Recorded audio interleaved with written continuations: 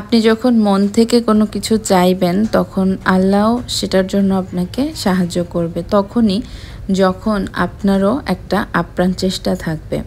তো আমি দেখেছি যারা বিদেশে যায় খুব প্রিপারেশন নিয়েই যেতে হয়। যেমন টম্পি আপু যখন গেল, আপু কয়েকটা মাস শুধু ঢাকা টু খুলনা আর খুলনা টু ঢাকা করেছে। আর এই পুরো সময়টা কতটা টেনশন থাকে যে চলে যায় তার ভিতরে, নিজেকে প্রিপেয়ার করা, নিজের দেশটাকে ছাড়া আর সব কিছু ছেড়ে আত্মীয় স্বজন সবাইকে ছেড়ে যাওয়ার যে মন মানসিকতা তৈরি করতে হয়, এটাও অনেক বড় একটা চ্যালেঞ্জ। আর দীর্ঘ কয়েকটা মাসের আপ্রাণ চেষ্টার পরে এবার প্রান্তও চলে যাচ্ছে। আর ওকেই আজকে বিদায় দেওয়ার জন্য সবাই মিলে আমরা এয়ারপোর্টে যাচ্ছি। শুধু বিদেশে যাওয়ার জন্য কাগজপত্র সব কিছুর একটা যে হ্যাসেল আছে তাই নয়, নিজেকেও কিছুটা প্রিপেয়ার করে তারপরে যাওয়াটা অনেক বেশি বুদ্ধিমানের কাজ। যেমন আপনি যদি স্টুডেন্ট ভিসায় ওখানে যেতে চান, অবশ্যই আপনাকে আইএলটিএসের একটা খুব ভালো একটা স্কোর নিয়ে যেতে হবে, তাহলে খুব ভালো একটা ভার্সিটিতে আপনার অ্যাডমিশন হওয়ার চান্সটা হাই থাকে। আজকে প্রান্ত আঙ্কেলকে খুব মিস করছে, কারণ ও বারবারই বলছিল আপু আজকে আব্বুর আসার কথা আমাকে সি অফ করতে, কিন্তু সেই মানুষটি এখন আমার সাথে নেই। তো এই কথাটা শুনে আমার বারবার অনেক খারাপ লাগছিল, আর সেজন্যই আমি গিয়েছিলাম ওকে সি অফ করতে। তো ওখানে যাওয়ার পরে আমাদের আরও একটি পুরানো আন্টির সাথে দেখা হয়ে গেল, উনিও এখানে আসছেন ওনার মেয়েকে সি অফ করতে।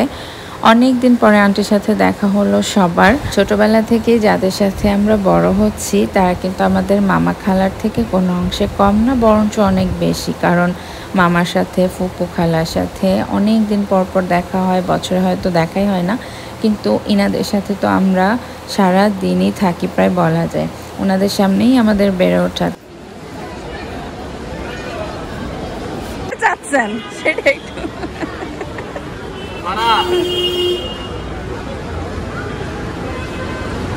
আমি তো ভিডিও করতেছি।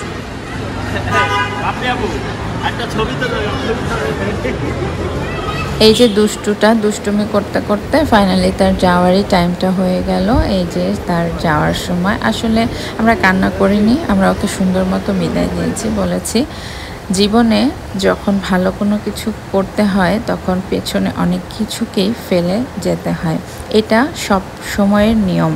অনেক প্রিয় কোনো কিছুকে নিজের জন্য এবং আর চারপাশের মানুষকে ভালো রাখার জন্য সেই প্রিয় জিনিসটাকে অনেক সময় একদম ফেলে রেখে চলে যেতে হয়।